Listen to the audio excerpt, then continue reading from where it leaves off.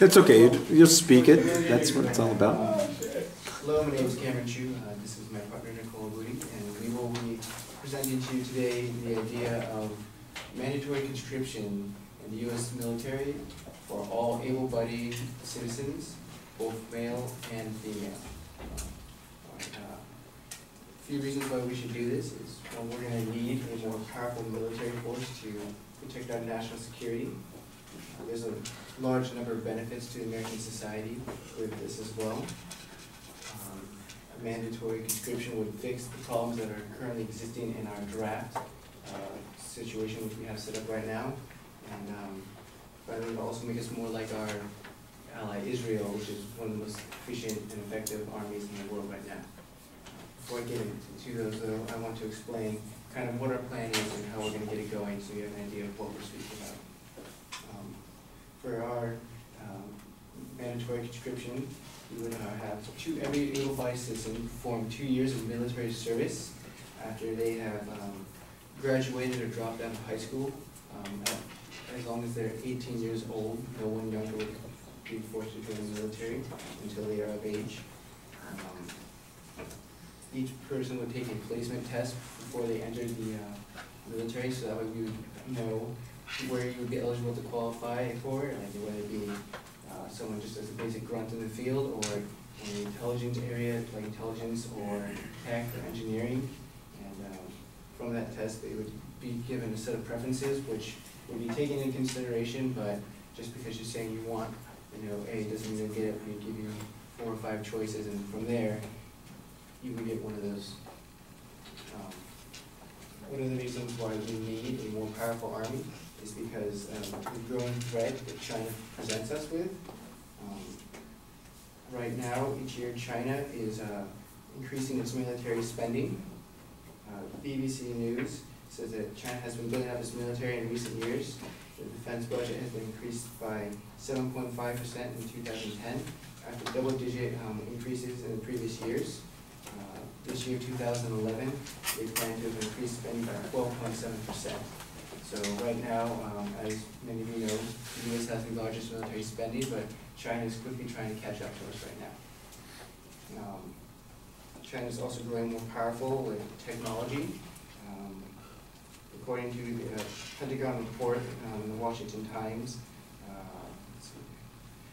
China has been developing ballistic weapons to target our aircraft carriers, along with a stealth fighter jet.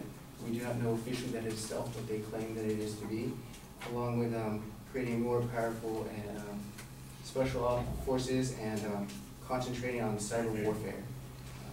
The Washington Post also claims that their cyber warfare capabilities are meant to get better information and target stronger foes. Through cyber warfare, you're able to undermine more technologically advanced countries by getting to the system, and like with our U.S. drones that we've been relying on a lot lately, the advancements in cyber warfare is something that is a great concern to us.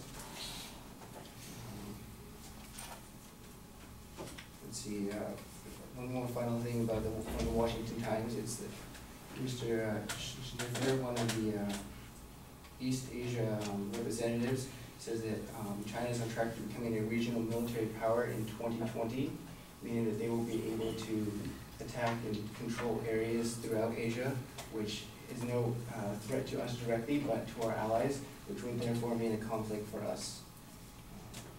Some of the benefits that mandatory conscription has back here at home would be it would reduce the number of wars, according to Debatepedia, which is from Debate Digest. If everyone was, if the draft were mandatory in particular, if it were during this war, people would probably find ways to avoid it coming to this website. Another benefit is to increase the general health of all members who are a part of it, along with increasing social unity. From the same website, it says the IDF is a melting pot, IDF being the Israeli Defense Force, is the melting pot is an army of all people, from rich and poor homes, religious and secular backgrounds, different shades of skin colors, smart and slow, disabled, healthy, courage, and hesitant people. Service pushes all through a mixture, treating them equally, placing them under the same demands and same responsibilities. So that would show that this would increase their social understanding of each other, decreasing racism and uniting brotherhood. Because of right now, the U.S. citizen is very detracted from the average military soldier. Let's see. From the Wikipedia, it says that currently in the United States, of 300 million people, only about 2.7 members serve in its all-volunteer army. Because so few people serve, we're starting to get disconnected from our soldiers, and that's one of the reasons why we're in so many wars right now. Let's see.